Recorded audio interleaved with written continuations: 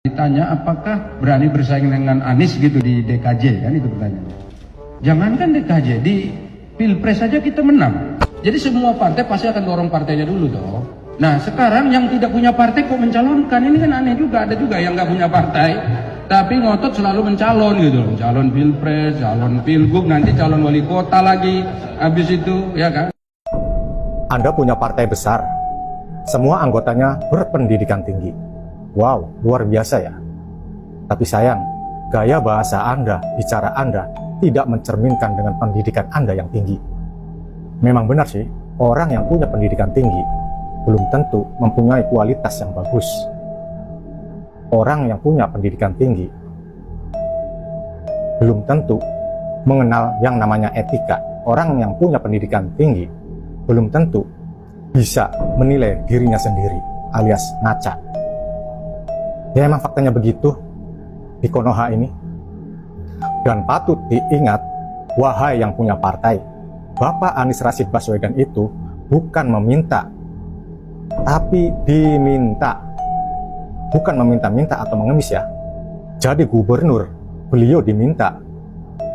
Jadi calon presiden, beliau diminta atau dipinang. Dan sekarang, beliau diminta, dipercaya untuk memimpin kembali kota Jakarta.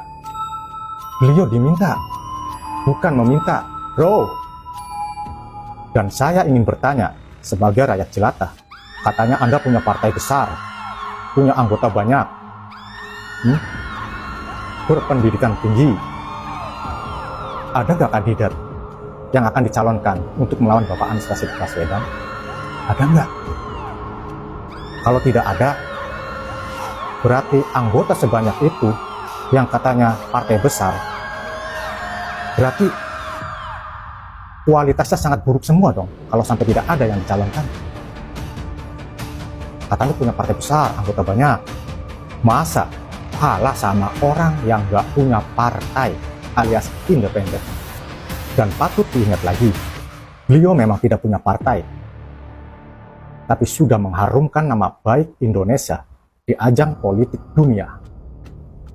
Beliau tidak punya partai, tapi sudah terkenal di ajang internasional. Beliau tidak punya partai, tapi sudah dikenal oleh pejabat-pejabat internasional.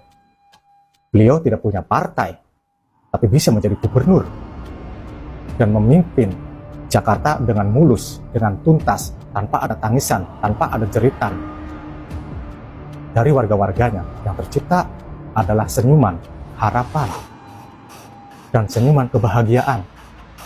Beliau tidak punya partai, tapi bisa mencalonkan menjadi calon presiden. Beliau tidak punya partai, tapi sudah membuktikan kualitas dan kinerjanya yang sangat luar biasa. Anda, sebagai yang katanya punya partai besar, sudah buat apa untuk Indonesia? Segitu takutnyakah Anda kepada orang yang tidak punya partai? Ada apa? Dan patut diingat lagi, Bapak Anies Rashid Baswedan cuma ditakuti oleh orang-orang yang punya masalah di negeri ini, orang-orang yang punya kasus di negeri ini. Terima kasih. Salam akal sehat.